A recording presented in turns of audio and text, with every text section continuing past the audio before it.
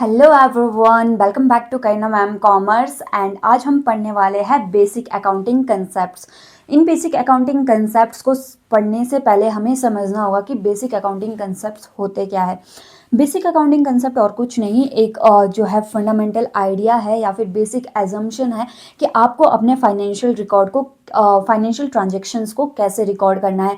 कोई भी कंपनी होती है, उनमें अगर हम सिमिलर मेथड्स को अप्लाई करवाना चाहते हैं तो वो कैसे करवाएंगे, इन बेसिक अकाउंटिंग कंसेप्ट्स के थ्रू। हर कंपनी को जो है ध्यान रखना होता है इन कंसेप्ट्स का जब भी वो डाटा या फिर अकाउंटिंग ट्रांजेक्शन्स को रिकॉर्ड कर रहे होते हैं। और इसका क्या उद्देश्य है, इसका क्या मोटिव है कि हम जो है इन कंसेप्ट को हर कंपनी के लिए जो है कंपल्सरी जो है अप्लाई करने को कहते हैं। उसका एक मोटिव है कि आपको डिसीजन मेकिंग में हेल्प मिलती है। फॉर एग्जांपल, आप दो कंपनीज का, आप एक इन्वेस्टर हो और आप दो कंपनीज का कंपैरिजन करना चाहते हो कि मुझे किस कंपनी में इन्वेस्ट करना चाहिए। तो आप क्या करोगे, उनके फाइनेंशियल स्टेटमेंट्स को देखोगे, आप उनके फाइनेंशियल रिकॉर्ड को देखोगे कि कौन सी कंपनी कैसा परफॉर्म करी है।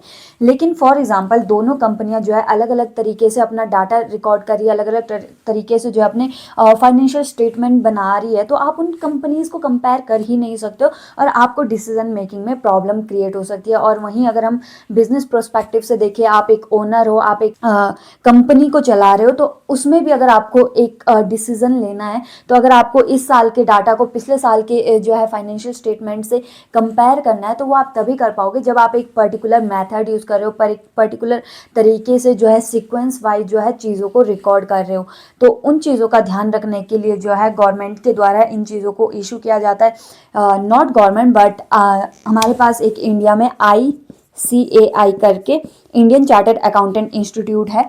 वो क्या करता है कि ये कंपल्सरी कर देता है कि आपको इन चीज़ों को फॉलो करना जरूरी है। वैसे ही कंपनी एक्ट 2013 में भी कहा गया है कि आपको इन कंसेप्ट्स को अप्लाई करना है। और अगर हम इनकम टैक्स के प्रोस्पेक्टिव से भी देखें, जैसे जो है अकाउंटिंग पीरियड कंसेप्ट क्या बोलता है कि आपको हर साल जो है डाटा रिकॉर्ड करना है। ये कंपल्सरी क्यों किया गया है? क्योंकि अगर आपको इनकम टैक्स पे करना है तो एटलीस्ट आपको पता तो हो कि आपका प्रॉफिट कितना हुआ है, तो उसी बेस पर आप इनकम टैक्स पे कर सकोगे।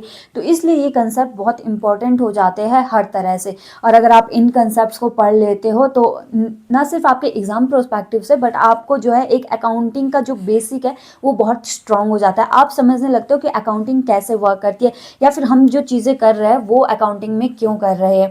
और जहाँ तक रही बात एग्जाम पॉइंट ऑफ व्यू की, तो इससे बहुत ही डायरेक्ट क्वेश्चन पूछे जाते हैं। ये कंसेप्ट इतने इंपॉर्टेंट है कि इससे स्ट्रेट फॉरवर्ड क्वेश्चन आ जाता है कि एक्सप्लेन मैचिंग कंसेप्ट या फिर फुल डिस्क्लोजर कंसेप्ट क्या होता है। आपको डायरेक्टली डिफाइन करना पड़ेगा, या फिर आपको 1 मार्क्स के लिए पूछ लिया जाए कि आपको एक स्टेटमेंट दे दी जाएगी और उस स्टेटमेंट में आपको बताना होगा कि ये कौन सा कंसेप्ट अप्लाई हो रहा है इस स्टेटमेंट में।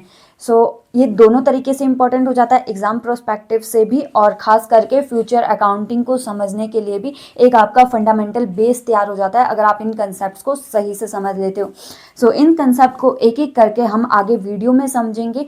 इस वीडियो में हम 2-3 पार्ट में इस कवर करेंगे एंड आपको वो सारे पार्ट एक एक करके जो है देखने हैं, ताकि ज़्यादा वीडियो लंबी ना हो जाए, आप ज़्यादा बोर ना हो जाओ। इसलिए मैं इन सारे कंसेप्ट्स को डिवाइड करके कुछ कुछ पार्ट्स में बनाऊंगी। एंड मोस्ट इंपॉर्टेंट थिंग, आपको ये नोट्स तैयार कर लेने हैं। ये बहुत ही अच्छे से मैंने जो है बहुत ही शॉर्ट फॉर्म में ये नोट्स बनाए हैं आप लोगों के लिए, तो आप इस चीज़ को रिकॉर्ड कर सकते हो। आप यहाँ से स्क्रीनशॉट ले सकते हो इस चीज़ का, और आगे जो भी कंसेप्ट कराऊंगी उसे आप अपनी नोटबुक में नोट कर ले। बिकॉज जब हम लिखते लिखते कोई चीज़ समझते हैं ना, तो हमें वो चीज़ें ज़्यादा एज कम्पेयर टू कि सिर्फ हम वीडियो देख रहे हैं। क्योंकि आपको लगता है कि आप वीडियो देख के समझ रहे हो, लेकिन एक्चुअली में हम उस चीज़ को समझ नहीं रहे होते, हम उसे भूलते जाते हैं जैसे जैसे हम वीडियो में आगे बढ़ते जाते हैं। लेकिन जब आप लिखते लिखते कोई चीज़ पढ़ रहे होते हो तो डेफिनेटली आपके माइंड में वो कहीं ना कहीं रह जाती है। स्टार्ट करते हैं इनको one by one. Let's begin students. सबसे पहले बात कर लेते हैं बिजनेस एंटिटी कंसेप्ट की, कि बिजनेस एंटिटी कंसेप्ट होता क्या है या फिर ये हमें क्या एक्सप्लेन करता है। बिजनेस एंटिटी कंसेप्ट कहता है कि हम बिजनेस और उसके ओनर को दो अलग अलग एंटिटी मानेंगे, और उसका एक रीज़न ये होता है ताकि अकाउंटिंग करने में ईजी हो सके। हम जो है कंफ्यूज ना हो। बिजनेस अगर ओनर अपने पर्सनल यूज़ के लिए कोई फंड यूज़ कर रहा है तो हम उसे कंपनी का खर्चा ना दिखा दे, या फिर जो है कंपनी का खर्चा दिखाएंगे तो हम प्रॉफिट उतने अच्छे से कैलकुलेट नहीं कर सकते। तो हम अकाउंटिंग के पर्पस से जो है हमेशा देखते हैं कि ओनर को और बिजनेस को अलग अलग तरीके से देखते हैं। और जितनी भी हम बिजनेस अकाउंटिंग में हम ट्रांजैक्शंस रिकॉर्ड करते हैं वो सारी हम बिजनेस के प्रोस्पेक्टिव से करते हैं। इसीलिए आपने देखा होगा जब भी हम ओनर जो है बिजनेस में कैपिटल लेके आता है तो हम उसे एक लाइबिलिटी की तरह ट्रीट करते हैं। और जब भी ओनर जो है विड्रॉ पैसा करता है अपने पर्सनल यूज़ के लिए कंपनी से, तो हम उसे एक जो है रिडक्शन ऑफ लाइबिलिटी मानते हैं या फिर कैपिटल को रिड्यूस कर देते हैं उतने ही अमाउंट से। सो इसका मेन पर्पज़ यही है कि हम जब भी अकाउंटिंग करेंगे तो हम बिजनेस को और उसके ओनर को जो है अलग अलग ही मानेंगे और सारी ट्रांजैक्शन उसी बेस पर करेंगे। सो एक बार कंसेप्ट को समझ लेते हैं कि क्या बोल रहा है। डेफिनेशन क्या है? Business entity concept states that the business and its owner are treated as separate. क्या करेंगे हम? उसे सेपरेट ट्रीट करेंगे and distance entity from accounting purposes. Accounting के पर्पज से जो है हम बिजनेस और उसके ओनर को अलग अलग मानेंगे। According to this concept, all transactions are recorded for the point of view of the business and not the owner. जितनी भी हम business transactions करते हैं, मैं ऑलरेडी बता चुकी हूँ कि वो सारी transactions हम ओनर के प्रोस्पेक्टिव से नहीं करते हैं बल्कि बिजनेस के प्रोस्पेक्टिव से करते हैं। चाहे वो कंपनी में गुड्स आ रहे हैं, चाहे वो रॉ मटेरियल आ रहा है, आप लोन ले रहे हो, वो हम सारा बिजनेस के प्रोस्पेक्टिव से करते हैं। या फिर इवन कैपिटल तक बिजनेस में आ रही है ओनर के थ्रू, तो उसे भी हम बिजनेस के प्रोस्पेक्टिव से एक लाइबिलिटी मानते हैं कि उसे कभी ना कभी बिजनेस को वापस लौटानी है उस ओनर को, भले ही वो बिजनेस उसी ओनर ने शुरू करा है। की पॉइंट्स इसके क्या है कि कैपिटल को हम क्या मानेंगे? लाइबिलिटी मानेंगे बिजनेस की। और ड्राइंग्स को क्या मानेंगे? Reduction of capital. जब भी ओनर पर्सनल यूज़ के लिए कोई ड्राइंग विड्रॉ करेगा या फिर कोई भी पैसा विड्रॉ करेगा तो उसे हम क्या मानेंगे कि कैपिटल में उतना ही रिडक्शन हो चुका है। Personal transaction not recorded. और अगर बिजनेस के फॉर एग्जांपल हम जितने भी एसेट है, लाइबिलिटी है, वो सारी बिजनेस की है, उनको रिकॉर्ड करेंगे। लेकिन अगर जो है ओनर की अपनी पर्सनल लाइबिलिटीज़ है, फॉर एग्जांपल उसने एक कार खरीदी अपने पर्सनल यूज़ के लिए और वो उसने लोन पर खरीदी, तो वो लोन हम जो है बिजनेस के अकाउंट में रिकॉर्ड नहीं करेंगे क्योंकि वो इंडिविजुअल का उस ओनर का अपना पर्सनल लोन है। हमने यहाँ पे कहा है कि हम उन्हें सेपरेट एंटिटी मानेंगे, कोई एक ही एंटिटी नहीं मान रहे। तो हम क्या करेंगे कि जितने भी पर्सनल एसेट्स है ओनर के या पर्सनल लाइबिलिटीज़ है उन्हें हम बिजनेस अकाउंटिंग में रिकॉर्ड नहीं करेंगे या अकाउंटिंग ट्रांजेक्शन्स में रिकॉर्ड नहीं करेंगे। एक एग्जांपल ले लेते हैं। फॉर एग्जांपल ओनर ने इन्वेस्ट करे 1 लाख रुपीज़ बिजनेस को शुरू करने के लिए। मान लो ओनर ने 1 लाख रुपए लगाए, तो उसे हम क्या कहेंगे? कैपिटल। और वो कैपिटल बिजनेस के लिए क्या है? एक लाइबिलिटी है। एक मैं सिंपल एग्जांपल बता देती हूँ। देखो बैलेंस शीट में हम क्या करते हैं, जब भी हम बैलेंस शीट बनाते हैं तो 2 साइड्स बनाते हैं। One is debit side, another is credit side. ये सारी चीज़ें आप फ्यूचर में आगे पढ़ोगे जब हम जनरल एंट्रीज करेंगे, जब हम जो है फाइनेंशियल स्टेटमेंट करेंगे, तो उसमें आपको ये सारी चीज़ें समझ आ जाएगी। लेकिन अभी मान के चलिए तो यहाँ पे हम लिखते हैं लाइबिलिटीज और यहाँ पे लिखते हैं हम सारे एसेट्स। ओके, जितने भी कंपनी के एसेट्स है, चाहे वो कैश हो, चाहे वो रॉ मटेरियल मतलब गुड्स हो,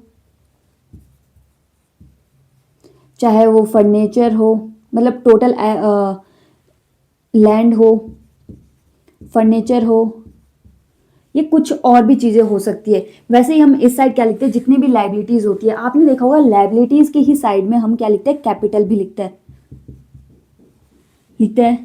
और यहाँ पे लिख लेंगे लोन। तो ये कैपिटल हमने इस साइड क्यों लिखी? पैसा तो बिजनेस में आया है, कैश हमने भले ही यहाँ लिख लिया जितना भी अमाउंट। मान लो कैपिटल बिजनेस ने 1 लाख रुपए की लेके आया और 1 लाख हमारे पास यहाँ पे क्या हो गया? कैश हो गया। कैश की फॉर्म में वो कैपिटल लेके आया, लेकिन हमने इसे लाइबिलिटी साइड भी नोट कर लिया। क्यों? क्योंकि ये बिजनेस के लिए एक लाइबिलिटी है। जब हम बैलेंस शीट में ऐसे रिकॉर्ड करते हैं तो आपको पहले ही पता चल जाता है कि कैपिटल लाइबिलिटी साइड लिखा हुआ है, मतलब ये कंपनी को वापस करनी है। और बहुत बार बच्चे जो है इस चीज़ में कंफ्यूज हो जाते हैं कि यार कैपिटल तो ओनर लेके आया है, तो ये बिजनेस के लिए, बिजनेस भी तो उसी ओनर का है, तो ये लाइबिलिटी कैसे हुई बिजनेस के लिए? वो इस कंसेप्ट की वजह से होती है। इस कंसेप्ट की वजह से हम कैपिटल को लाइबिलिटी साइड लिखते हैं, बिकॉज हम मानते हैं कि बिजनेस जो है सेपरेट एंटिटी है ओनर से। आई होप आपको ये कंसेप्ट बहुत ही सिंपल तरीके से मैंने एक्सप्लेन करा है, आपको समझ आ गया होगा। लेकिन अगर आपकी फिर भी कोई क्वेरी है तो आप कमेंट बॉक्स में डाल सकते हैं, मैं उस चीज़ को पर्सनली जो है एक्सप्लेन करूंगी अगर आपको कोई भी डाउट होता है। नेक्स्ट बात कर लेते हैं मनी मेजरमेंट कंसेप्ट की। ये कंसेप्ट क्या बोलता है कि हम सिर्फ उन ट्रांजेक्शन्स को अकाउंटिंग में रिकॉर्ड करेंगे जिन्हें हम मनी की फॉर्म में कन्वर्ट कर सकते हैं, हम मनी की टर्म्स में रिकॉर्ड कर सकते हैं। जैसे कोई जो है टर्म होती है, नॉन मॉनेटरी टर्म्स होती है जो इंपॉर्टेंट होती है, जैसे आपके स्किल्ड एम्प्लॉयज़ हो गए। अगर आपकी कंपनी में स्किल्ड एम्प्लॉयज़ है तो डेफिनेटली आप अच्छा प्रॉफिट कमाओगे, बिकॉज वो अच्छे से अपना काम करेंगे तो डेफिनेटली आपकी सेल्स इंक्रीज होगी। लेकिन आपके पास वहीं अगर अनस्किल्ड एम्प्लॉयज़ है तो वो उतने अच्छे से वर्क नहीं कर पाएंगे, आपके सेल्स में लॉस देखने को मिलेगा, आपके प्रॉफिट में प्रॉफिट डिडक्शन देखने को मिलेगी। तो वो भी इम्पॉर्टेंट टर्म है, लेकिन हम उन ट्रांजेक्शन्स को रिकॉर्ड नहीं कर सकते क्योंकि उस चीज़ को, हम स्किल को हम मॉनेटरी टर्म्स में रिकॉर्ड नहीं कर सकते। हम नहीं बता सकते कि वो 1 लाख रुपए का जो है स्किल्ड एम्प्लॉय है या ये 2 लाख रुपए का स्किल्ड एम्प्लॉय, मतलब उन्हें हम मॉनेटरी टर्म्स में रिकॉर्ड नहीं कर सकते। और जिन ट्रांजेक्शन्स को हम मॉनेटरी टर्म्स में रिकॉर्ड नहीं कर सकते, वही ये कंसेप्ट कहता है कि उन्हें हम रिकॉर्ड नहीं करेंगे अकाउंटिंग में। और अकाउंटिंग में ऐसा ही होता है, जिसे हम रुपये की फॉर्म में या किसी भी करेंसी में कन्वर्ट कर सकते हैं उसे हम रिकॉर्ड करेंगे, अदरवाइज नहीं करेंगे, या फिर कन्वर्ट करके करेंगे। फॉर एग्जाम्पल हमारे पास जो है 100 टन क्या हो जाएगा, रॉ मटेरियल है, हमारे पास 100 टन रॉ मटेरियल है, तो हम इसे क्या रुपये की फॉर्म में कन्वर्ट कर सकते हैं ना। फॉर एग्जाम्पल 1 टन की वैल्यू जो है 1 लाख रुपए है, ठीक है। 1 टन की वैल्यू कितनी है, 1 लाख रुपए है। अगर हमारे को 100 टन की वैल्यू का पता करना है तो वो कितनी हो जाएगी, 1 करोड़ रुपए। क्या हो जाएगी, 1 करोड़ रुपए, क्योंकि 1 टन की वैल्यू 1 लाख है तो 100 टन की वैल्यू कितनी हो जाएगी, 1 करोड़ रुपए। तो हम इजीली इसे जो है रुपये की फॉर्म में कन्वर्ट कर सकते हैं, मॉनेटरी टर्म्स में कन्वर्ट कर सकते हैं, तो इसे हम रिकॉर्ड कर लेंगे। वैसे ही अगर आपके पास मान लो ऑयल की कंजम्पशन करते हो, आपकी कंपनी में ऑयल की ज़रूरत होती है, तो मान लो आपने 10 लीटर ऑयल यूज़ करा, तो उसकी 1 लीटर की वैल्यू कितनी है उसे आप मल्टीप्लाई कर दोगे टोटल क्वान्टिटी से, या फिर मतलब कोई भी अलग अलग, चाहे वो यूनिट्स में हो, चाहे वो लीटर में हो, चाहे वो अलग अलग फॉर्म में हो, मान लो केजी में हो, है ना। अलग अलग यूनिट्स में जो है हम उसे फिर अगर हम अलग अलग तरीके से लिखने लगेंगे तो आप डाटा सही से कलेक्ट नहीं कर पाओगे या अपनी अकाउंटिंग रिकॉर्डिंग सही से नहीं कर पाओगे। फॉर एग्जांपल यूनिट्स में भी डाटा कलेक्ट कर रहे हो, लीटर वाली चीज़ें लीटर में लिख रहे हो, केजी वाली चीज़ें केजी में लिख रहे हो, या फिर वेट में लिख रहे हो, तो डेफिनेटली आपको जो है अकाउंटिंग करने में प्रॉब्लम आएगी। लेकिन अगर आप हर चीज़ को रुपये में कन्वर्ट कर दोगे, रुपये में कन्वर्ट कर दोगे तो आपका क्या हो जाएगा, बहुत ही सिंपल हो जाएगा आपको अकाउंटिंग करना। तो इसलिए कहा जाता है कि जितनी भी मॉनेटरी टर्म्स है हम उसे रिकॉर्ड करेंगे अकाउंटिंग में। अगर मॉनेटरी टर्म नहीं है तो हम उन ट्रांजेक्शन्स को कम्प्लीटली इग्नोर कर देंगे। चलो अब थ्योरी पोर्शन समझ लेते हैं, और आपको ये चीज़ें नोट कर लेनी है, बिकॉज जब एग्ज़ाम नज़दीक आते हैं तो आप फिर से वीडियोज़ देखने लग जाते हो और रिविज़न का इतना टाइम नहीं होता है कि आप सारी वीडियोस फिर से देख सको। तो जब आपके पास ये नोट्स होते हैं, अभी आप इन वीडियोस को देख रहे हो, समझ रहे हो, तो साथ साथ एक नोटबुक तैयार कीजिए, साथ साथ ये नोट्स तैयार कीजिए, और एग्जाम के टाइम में आप बहुत ही इजीली इससे रिवीजन अपना कर सकते हो। सो ये बेस्ट रहेगा। तो कंसेप्ट समझ लेते हैं कि क्या है, और आप इसका स्क्रीनशॉट भी ले सकते हो अगर आपने वीडियो कंप्लीट होने के बाद अगर आप लिखना चाहते हो। तो डेफिनेशन की बात कर लेते हैं। सबसे पहले, only those transaction which can be expressed in monetary terms are recorded in the books of accounts. हमें ये चीज़ बहुत इंपॉर्टेंटली याद रखनी है। अकाउंटिंग में हम सिर्फ वो ट्रांजेक्शन्स नोट करेंगे जिसे हम मॉनेटरी टर्म्स में रिकॉर्ड कर सकते हैं। बुक्स ऑफ अकाउंट में हम सिर्फ वो ट्रांजेक्शन्स करेंगे।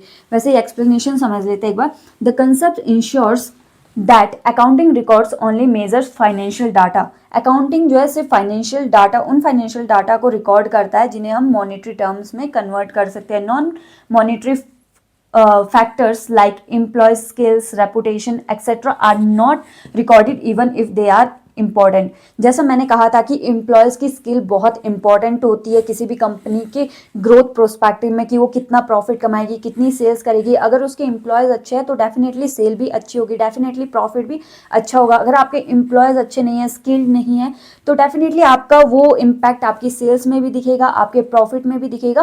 वो बहुत इंपॉर्टेंट चीज़ है, लेकिन हम अकाउंटिंग के प्रोस्पेक्टिव से इसे इग्नोर करते हैं, बिकॉज उसे हम मॉनेटरी टर्म्स में इग्नोर नहीं कर सकते हैं, भले ही वो हमारे लिए कितना ही इंपॉर्टेंट क्यों ना हो। अकाउंटिंग में हम उसे रिकॉर्ड नहीं करते हैं। की पॉइंट्स देख लेते हैं। इसके की पॉइंट्स क्या रहेंगे?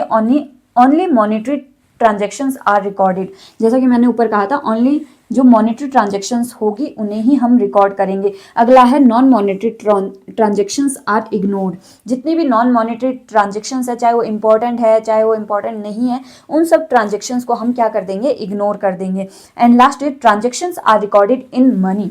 जिसे हम मनी में कन्वर्ट कर सकते हैं, उन्हीं ट्रांजेक्शन्स को हम रिकॉर्ड करेंगे, नॉट यूनिट्स। मैंने यहाँ कहा जितनी भी अलग जो मेजर्स है क्वांटिटी को चेक करने के, उन चीज़ों को हम क्या करेंगे? मनी की फॉर्म में पहले कन्वर्ट करेंगे, फिर उनको अकाउंटिंग ट्रांजेक्शन्स में करेंगे। एक एग्जांपल ले लेते हैं। जैसे अगर कोई आपका ऑनेस्ट एम्प्लॉय है, तो क्या आप उसकी ट्रांजेक्शन करोगे? नहीं करोगे, नॉट रिकॉर्डेड। अगर आपकी कोई सेल हो रही है, सेल ऑफ गुड्स, क्या आप उसे रिकॉर्ड करोगे? हाँ, रिकॉर्ड करोगे। क्यों रिकॉर्ड करोगे? क्योंकि आप उसे बता सकते हो कि आपने 10,000 की सेल करी, 20,000 की सेल करी, 1,00,000 की सेल करी। मतलब उसे आप मॉनेटरी टर्म में रिकॉर्ड कर सकते हो, मॉनेटरी टर्म में डिफाइन कर सकते हो। इसलिए हम इसे क्या कर देंगे? रिकॉर्ड कर देंगे। यहाँ पर हमने लिखा कि 10,000 की हमारी सेल्स ऑफ गुड्स हुई, तो इसलिए हम उसे रिकॉर्ड कर देंगे। आई होप आपको ये जो है मनी मेजरमेंट कंसेप्ट समझ आ गया होगा। बहुत ही सिंपल है, जिसे हम मॉनेटरी टर्म्स में डिफाइन कर सकते हैं, उन्हें रिकॉर्ड करेंगे। और अगर कोई ऐसी यूनिट्स है जिसे हम कन्वर्ट कर सकते हैं मनी की फॉर्म में, तो उन्हें पहले कन्वर्ट करेंगे, फिर रिकॉर्ड करेंगे। Next concept is going concern concept. ये कंसेप्ट क्या कहता है कि बिजनेस जो है लाइफ टाइम तक चलने वाला है, या फिर हमेशा के लिए बिजनेस जो है चलने वाला है, कभी भी ये बिजनेस बंद नहीं होने वाला है। हम इस थॉट प्रोसेस के साथ अकाउंटिंग करते हैं। ऐसा तो नहीं सोच सकते ना हम कि यार 1 साल तक बिजनेस चल रहा है, उसके बाद ये बिजनेस बंद हो जाएगा। नहीं, हम सोचते हैं कि ये बिजनेस लाइफ टाइम तक चलेगा। फॉर एग्जाम्पल टाटा जो है, टाटा सन्स जो है, वो कितने सालों से चली आ रही है। आई थिंक 90s के टाइम से जो है ये कंपनी चली आ रही है। इसमें बहुत सारे ओनर्स चेंज हुए, इसके इन्वेस्टर्स चेंज हुए, सब कुछ चेंज हुआ, लेकिन कंपनी वहीं की वहीं है। तो हम वही मान के चलते हैं कि जब भी हम अकाउंटिंग करते हैं, उसके हिसाब से हम ये मान के चलते हैं कि बिजनेस कभी भी बंद नहीं होने वाला है। तो उसमें हम क्या मानते हैं कि कंपनी जो है हमेशा चलने वाली है, और इसकी मदद हमें मिलती है कि अगर हम जो है कोई भी मशीनरी खरीद रहे हैं, कोई भी हम एसेट खरीद रहे हैं, तो उसकी कॉस्ट किसी 1 साल में ही ना पड़े। फॉर एग्जाम्पल हम आज एक मशीनरी खरीद लेते हैं जो हमारी कंपनी के लिए बहुत ज़रूरी है। फॉर एग्जांपल हम 10 लाख की एक मशीन खरीद लेते हैं जो हमारे गुड्स प्रोडक्शन के लिए हेल्प करेगा, एंड उसकी कॉस्ट 10 लाख रुपए है। लेकिन अगर हम उसी साल के प्रॉफिट एंड लॉस को कैलकुलेट करते हुए उस 10 लाख के अमाउंट को भी ऐड कर देंगे, तो हमारा प्रॉफिट बहुत लॉस में दिखेगा। हमारा प्रॉफिट भले ही हुआ होगा उस साल, लेकिन हमें लॉस ही दिखेगा, क्योंकि 1 साल में हम उतनी कॉस्ट कवर नहीं कर सकते। तो हम क्या करते हैं कि जब तक वो मशीन हमें काम देती रहेगी, तब तक हम फॉर एग्जाम्पल उसकी जो है सर्विस टाइम या लाइफ जो है उसकी 10 साल की है। अगर उसकी लाइफ 10 साल की है, तो हम ये मान के चलेंगे कि 10 से हम उस 10 लाख को डिवाइड कर लेंगे, तो पर ईयर का हमारा खर्चा कितना होगा? 1 लाख रुपए। तो हम उस 1 लाख को ही क्या मानेंगे कि हमारा जो है एक्सपेंस हुआ है मशीनरी को खरीदने में। तो अगर हम हर साल में उसे डिवाइड कर देंगे, तो इजीली हम प्रॉफिट को भी कंपेयर कर सकते हैं या निकाल सकते हैं कि हमारा इस साल का प्रॉफिट कितना है। इसलिए हम मान के चलते हैं कि कंपनी जो है या फिर बिजनेस जो है हमेशा चलने वाली चीज़ है, या फिर गोइंग कंसर्न कंसेप्ट है। एक बार इसका मीनिंग समझ लेते हैं कि ये क्या कहता है। It ensures that the business will continue its operations for a long period और will not be dissolve in the near future. हम ये मान के चलते हैं कि बिजनेस, इसके ऑपरेशंस जो है बिजनेस के, वो लाइफ टाइम तक चलने वाले हैं, बहुत लंबे टाइम तक चलने वाले हैं, और ये जो है आने वाले भविष्य में जो है ये डिसॉल्व नहीं होने वाली है। डिसॉल्व का मतलब होता है जब हम कंपनी को बंद करने वाले होते हैं, तो हम उसे डिसोल्यूशन ऑफ कंपनी कहते हैं। तो वो नहीं होगा, हम ये मान के चलते हैं। Due to this assumption assets are recorded at cost and not in the liquidation value. उसकी लिक्विडेशन वैल्यू क्या होती है? क्या कह रहा है कि हम जो एसेट्स को भी जो है हम उसकी कॉस्ट वैल्यू पे रिकॉर्ड कर सकते हैं, ना कि उसकी लिक्विडेशन वैल्यू पे। लिक्विडेशन वैल्यू होती है कि आज उसकी कितनी वैल्यू है। अगर हमें उस एसेट को बेचना होगा तो हमें आज कितनी वैल्यू मिलेगी। फॉर एग्जांपल हमने 10 लाख का आज कोई एसेट खरीदा, अगर हम आज उसे बेचने जाएंगे तो डेफिनेटली वो 10 लाख में ही जाएगा। लिक्विडेशन वैल्यू मतलब अगर आज हमें कोई चीज़ बेचनी हो तो वो कितने में जाएगी। तो अगर हम 10 लाख में उसे रिकॉर्ड करेंगे तो हमारा प्रॉफिट सही से नहीं आएगा। तो वही ये कह रहा है कि हम उसके कॉस्ट वैल्यू पे उसे रिकॉर्ड कर सकते हैं as compare to liquidation value पे हमें जो है रिकॉर्ड करने की ज़रूरत नहीं है। क्यों? क्योंकि हम मान के चलते हैं कि बिजनेस फॉर एवर चलने वाला है, तो 10 साल तक तो चलेगा ही जब तक उस मशीन की जो है लाइफ स्पैन है। वैसे ही आगे देख लेते हैं, आगे क्या कहता है, expenses like depreciation are spread over useful life. वैसे ही मैंने कहा था कि यूजफुल लाइफ तक, फॉर एग्जांपल 10 ईयर्स की उस मशीनरी की जो है लाइफ है, तो हम 10 साल तक उसे डिवाइड कर सकते हैं। की पॉइंट्स क्या रहेंगे इसके, business is assumed to continue, हम एज्यूम करते हैं कि बिजनेस कंटिन्यू चलेगा। ये जो मैं की पॉइंट्स आपको दिखाती हूँ ना, ये सेम टू सेम मीनिंग के ही है, लेकिन आपको शॉर्ट में याद रहे, जो आपको मेन चीज़ें क्या याद रखनी है इस कंसेप्ट की, वो चीज़ें इन की पॉइंट्स में बताई हुई होती है। बाकी है तो ये मीनिंग का ही पार्ट, लेकिन आपको सिंपल शॉर्ट में याद रखने के लिए मैंने ये की पॉइंट्स बनाए। Business is assume to be continued, assets valued at cost, assets को हम कॉस्ट में वैल्यू कर सकते हैं। डेप्रिसिएशन भी पॉसिबल हो पाता है कि अगर हमने डेप्रिसिएशन लगाना है कि एसेट की वैल्यू घटाते रहना है, तो हम उस बेस पे घटा सकते हैं। डेप्रिसिएशन आपके लिए नया वर्ड होगा, तो आने वाले फ्यूचर में हम ये भी डेफिनेटली कवर करेंगे। अभी आप बस समझिए कि डेप्रिसिएशन भी जो है पॉसिबल हो पाता है जब हम गोइंग कंसर्न कंसेप्ट अप्लाई करते हैं। एग्जाम्पल वैसे ही मैंने आपको कहा था, मशीन वाला एग्जाम्पल है, अगर उसकी जो है 5 साल की यूजेबल लाइफ है, तो हम उस कॉस्ट को क्या करेंगे, 5 साल में डिवाइड कर देंगे।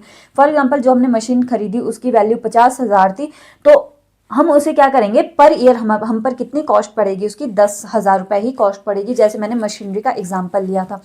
सो आपको ये कंसेप्ट समझ आ गया होगा कि गोइंग कंसर्न कंसेप्ट हम क्यों यूज़ करते हैं, ताकि हम जो है कॉस्ट को डिवाइड कर सके। जो मशीन कुछ भी हम एसेट खरीदे वो किसी एक ही ईयर पर बर्डन ना पड़े।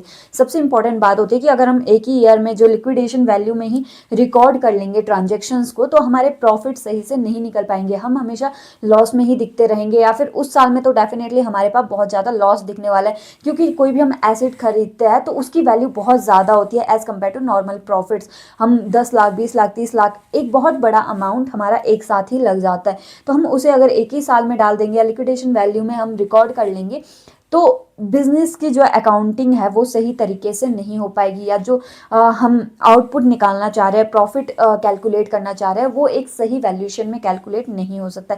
इसलिए ये गोइंग कंसर्न कंसेप्ट भी इम्पॉर्टेंट हो जाता है। ये आपका पार्ट 1 कंप्लीट हो चुका है, जो कि हमने इस वीडियो में पढ़े कंसेप्ट्स, अलग अलग कंसेप्ट्स पढ़े, वो आपके कंप्लीट हो चुके हैं। और आगे वाला पार्ट भी आपको इसी चैनल पर मिलेगा, आप सेकंड पार्ट को भी देख सकते हैं, उसमें हमने इससे आगे वाले कंसेप्ट्स को एक्सप्लेन करा है। और अगर आपको इस वीडियो में थोड़ी भी मदद मिली हो, आपके कंसेप्ट्स थोड़े भी क्लियर हुए हो, या आपको जो है आपकी नॉलेज में थोड़ी भी क्लैरिटी आई हो, तो इस चैनल को सब्सक्राइब कर दीजिए अगर आपको थोड़ी भी कुछ वैल्यू मिली है, और वीडियो को लाइक कर दीजिए ताकि ये ज़्यादा से ज़्यादा व्यूअर्स तक पहुंच सके। क्योंकि आप लोग भी जानते हैं कि अगर जितने ज़्यादा लाइक्स होंगे, जितने ज़्यादा सब्सक्राइबर्स होंगे, उतना ही ज़्यादा जो है यूट्यूब भी उस वीडियो को फोर्स देता है, उस चैनल को फोर्स देता है। और अगर आपको ये चैनल और ये वीडियो थोड़ी भी हेल्पफुल लगती है तो डेफिनेटली आप ये सपोर्ट मुझे कर सकते हैं। एंड आगे आने वाली वीडियो को भी ज़रूर देखिए, उसमें हमने आगे के कंसेप्ट कंप्लीट करे हैं। So thank you so much for watching this video.